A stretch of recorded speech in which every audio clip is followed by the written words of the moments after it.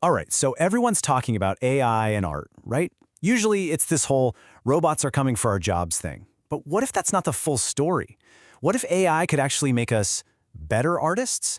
A new study decided to find out, and honestly, the results might just change how we think about teaching creativity itself. Okay, so think about learning design in the old days. And I mean like 5 years ago. It meant spending endless hours wrestling with super complex software. You know?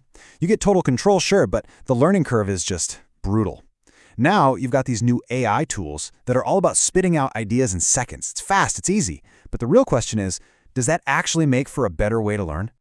So, to get some real answers, a group of researchers in Jordan at Al-Zaytoonah University set up this really cool experiment.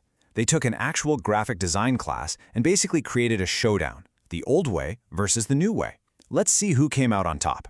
They got 112 graphic design students to participate. And to make sure it was a fair fight, they split them right down the middle into two perfectly balanced groups. And here's how they did it.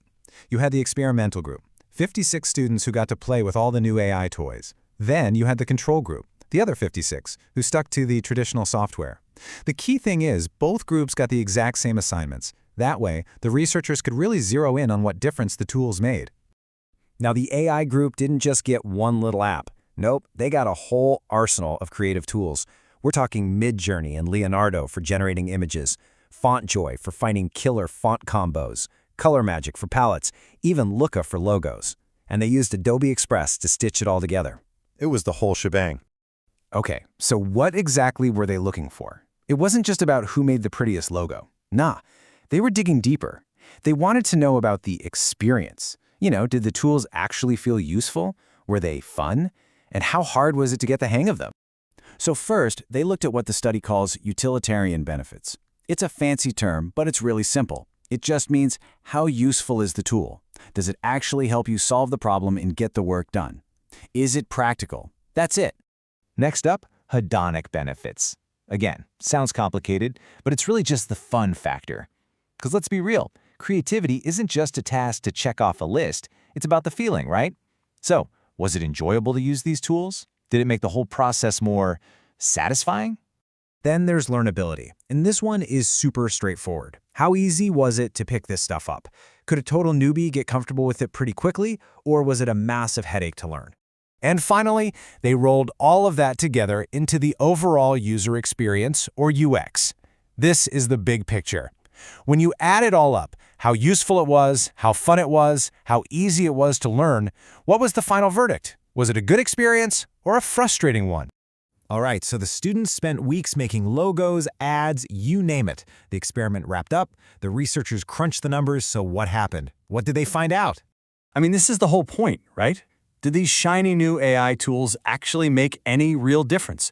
Or was the old way just as good? Well, the answer was a huge yes. Just look at this chart for usefulness, the utilitarian benefits. The AI group's score is way higher. They felt the tools were just flat out more practical for getting their assignments done. Okay, but this is where it gets kind of wild. When we look at the fun factor, the hedonic benefits, it's not even close. The AI group score is more than double. They weren't just being more efficient, they were having a blast doing it. And that steep learning curve we talked about? Yeah, the AI tools basically flattened it. Again, look at the difference here.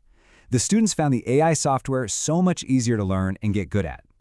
So when you put it all together for the total user experience, wow, the AI group's overall satisfaction was nearly twice as high. It just points to a creative process that was smoother, more powerful, and way, way less frustrating.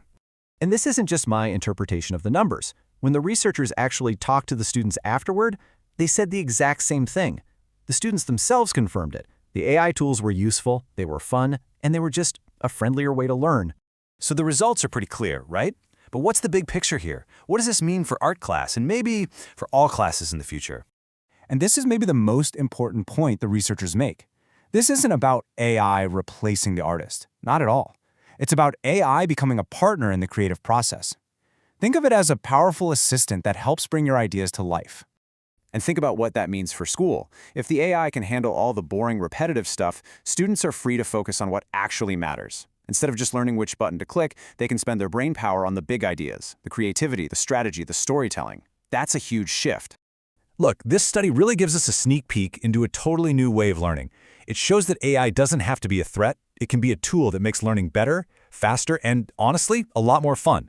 And that leaves us with a really big question, doesn't it? If AI can do all this for an art class, what's next? The writing class? The science lab? It really makes you wonder.